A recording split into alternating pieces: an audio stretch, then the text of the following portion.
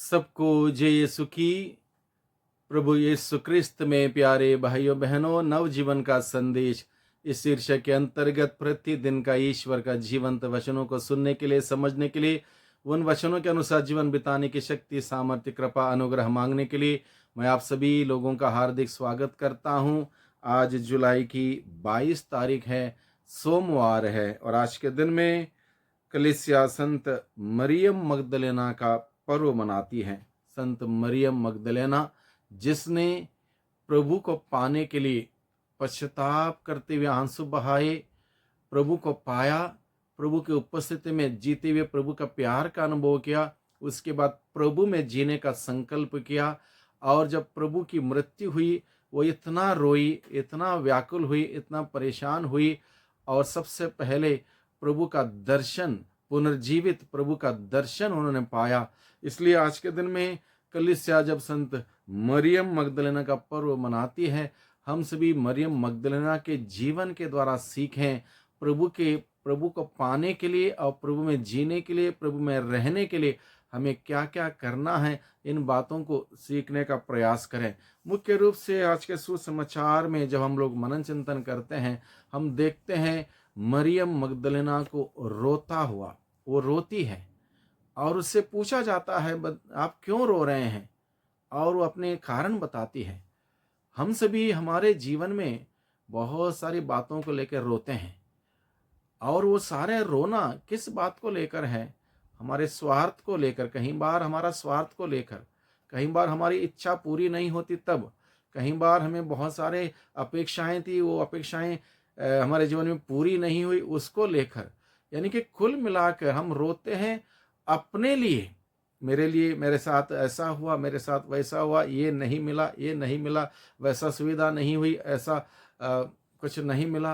अनेक बार हमारा रोना खुद को लेकर है, स्वयं की इच्छाओं को लेकर है, स्वार्थ को लेकर है, अपने जीवन में सुख सुविधा नहीं होने के लिए है। बहुत सारे बातों को लेकर हम रोते हैं। लेकिन आज के दिन में जब मरियम मगदलेना का पर्व मनाते हैं, वहां पर हमें ईश्वर का वचन के द्वारा हमें सिखाया जा रहा है कि हमें रोना है तो किस बात के लिए रोना है, रोना है तो किस बात के लिए रोना है।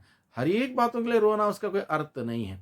किस बात के लिए रोना चाहिए, किस बात के लिए रोना नहीं चाहिए, ये बात स्पष्ट किया गया आज के सुसमाचार के द्वारा। मुख्य रूप से सबसे पहले ये बात हमें बताई है कि जब इंसान पाप करता है, गलती करता है, ईश्वर के रास्ते से भटक जाता है, दुनिया के रास्ते में चलने लगता है, उस वक्त उस इंसान को अपनी गलतियों के लिए, अपने पापों के लिए पश्चाताप करते हुए रोने की आवश्यकता है। अगर वो इंसान उस वक्त नहीं रोएगा तो जिंदगी भर और जिंदगी के बाद में भी उसको रोना पड़ेगा। यानी कि जब तक इस धरती पर रहेगा तब भी रोना पड़ेगा, धरती का जीवन समाप्त होगा तब भी उसको रोना पड़ेगा। इसलिए सबसे पहली बात हमें सीखने के लिए आज के दिन में, हमें रोना है तो पापों के लिए पश्चाताप करते हुए रोना है। और जो ऐसा रोएगा उसको जिंदगी भर रोना नहीं पड़ेगा, प्रभु के सानिध्य में वो आनंद मनाएगा। और यही बात मरियम मगदलेना के जीवन में हुई। मरियम मगदलेना जो अपनी गलती, अपने पाप का एहसास करते हुए फूट फूट करके रोती है, पश्चाताप करती है, आंसू बहाती है, और प्रभु ने उसके आंसुओं को देखते हुए, उसके पश्चाताप को देखते हुए उसको पूर्ण रूप से ना केवल क्षमा किया, बल्कि प्रभु के प्रति उसके दिल में इतना प्यार भर दिया, इतना शांति, इतना आनंद भर दिया। वो एक प्रकार से प्रभु का अनुसरण करने के लिए, प्रभु का पीछे चलने के लिए वो पागल जैसी हुई। और उसने ऐसा किया भी, प्रभु के साथ जुड़े जुड़े रहने का सतत प्रयास और संकल्प उसने किया, और उसमें सफल भी हुई। अब जब प्रभु मर गए तब उसके जीवन में कैसा क्या होता, उसके बारे में आज के सुसमाचार में यहाँ पर लिखा है। मरियम मगदलेना सप्ताह के प्रथम दिन तड़के मुंह अंधेरी कब्र के पास पहुंची। उसने देखा कि कब्र पर से पत्थर हटा दिया गया है। उसने सिमोन पेतरुस तथा उस दूसरे शिष्य के पास, जिसे ईसा प्यार करते थे, दौड़ती हुई आकर कहा, वे प्रभु को कब्र में से उठा ले गए और हमें पता नहीं कि उन्होंने उनको कहाँ रखा। यानी कि अब ये कितना व्याकुल है, देखिए। अब प्रभु के मरने के बाद जब उसको कब्र में रखा गया, ये परेशान परेशान रोना धोना भागना फिरना, एक प्रकार से पागल जैसे थी। और प्रभु के शिष्यों के वहां पर कब्र के पास आने से पहले ये आते देखती है और बोलती है, यहाँ पर प्रभु को कब्र में से उठा ले गए, हमें पता नहीं कहाँ रखा है। कितना टेंशन देखिए। ये तभी हो सकता है जिस व्यक्ति ने प्रभु से इतना प्यार किया हो, प्रभु के लिए एक प्रकार से अपना सर्वस्व समर्पित किया हो, अर्पित किया हो, वह व्यक्ति इस प्रकार की कमी महसूस करेगा। अब ये स्त्री क्यों रोती है? यीशु की उपस्थिति महसूस नहीं कर रही है। यीशु की उपस्थिति महसूस नहीं करने की वजह से उसको रोना आ रहा है, क्योंकि वो बर्दाश्त नहीं कर पा रही प्रभु की अनुपस्थिति उसके जीवन में। वो बर्दाश्त नहीं कर पा रही। She is not able to tolerate that absence of Jesus in her life. अभी प्रभु की अनुपस्थिति की वजह से वो रोती है, तड़पती है, भागती है, फिरती है। और इस प्रकार से यहाँ पर दर्शाया गया है सुसमाचार के द्वारा। मरियम कब्र के पास बाहर रोती रही। उसने रोते रोते झुककर कब्र के भीतर दृष्टि डाली, और जहां ईसा का शव रखा हुआ था वहां उजले वस्त्र पहने दो स्वर्गदूतों को बैठा हुआ देखा। अब वो रोती रही परेशान। और आगे कब्र के अंदर देखा कि वहां दो स्वर्गदूत बैठे हुए हैं, उनको देखा, एक को सिरहाने दूसरे को पहचाने। दूतों ने उससे पूछा, बद्रे आप क्यों रो रही हैं? दूतों ने उससे बात की, उससे पूछा आप क्यों रो रही हैं? दूतों ने उससे कहा, बद्रे आप क्यों रो रही हैं? उसने उत्तर दिया, वे मेरे प्रभु को उठा ले गए। शब्द देखिए, वे मेरे प्रभु को उठा ले गए। They have taken my Lord. मेरे प्रभु, यानी कि इसने पर्सनल सेवियर के रूप में, पर्सनल मुक्तिदाता के रूप में अपनाया था प्रभु यीशु को। मेरे प्रभु को उठा ले गए, इज माइन।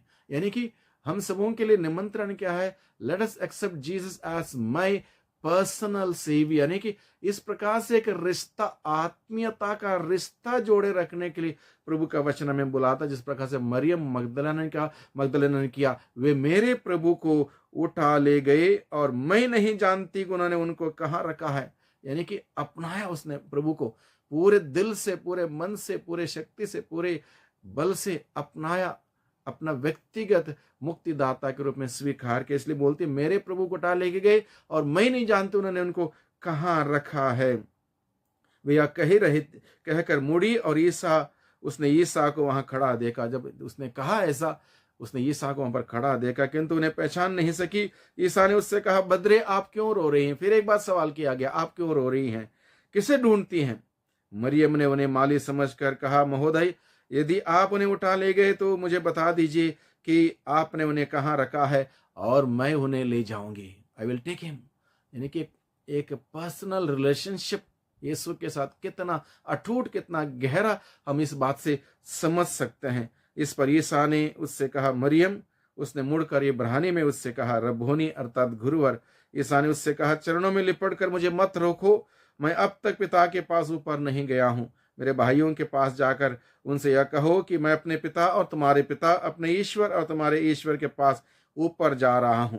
मरियम मगदलेना ने जाकर शिष्यों से कहा कि मैंने प्रभु को देखा है और उन्होंने मुझे यह संदेश दिया। उसने प्रभु को देखा। एक लक्ष्य हो हम सबों का, मैं प्रभु को देखूं, हर दिन प्रभु को देखूं। प्रभु अलग अलग वेश में, अलग अलग रूप में, अलग अलग घटनाओं के माध्यम से हमारे सामने आते हैं। उस प्रभु को देखना हमें सीखना चाहिए। प्रभु को जब हम देखेंगे, प्रभु के प्यार से भर जाएंगे, प्रभु के अनुग्रह से भर जाएंगे, प्रभु की शांति से भर जाएंगे। और जब प्रभु को देखेंगे, अनुभव करेंगे, वो अनुभव जो हम बांटेंगे, लोगों को हम आशीष का कारण बनेंगे, लोगों के बीच में प्रभु का संदेश फैलाएंगे। मरियम मगदलेना ने वही किया। उन्होंने जब प्रभु को देखा, जाके प्रभु के शिष्यों को बताया और क्या कहा, मैंने प्रभु को देखा है, मैंने प्रभु को देखा है। हम सभी लोगों को यही निमंत्रण है, भाइयों बहनों, हम प्रभु को देखें, यानी कि प्रभु को अनुभव करें, वो अनुभव दूसरों के साथ साझा करें। इस प्रकार से प्रभु की गवाही बने, प्रभु की साक्षी बने। वही प्रभु हम सबों को आशीष दे, हम सबों को बरकत दे। सबको धन्यवाद, सबको जय यीशु की।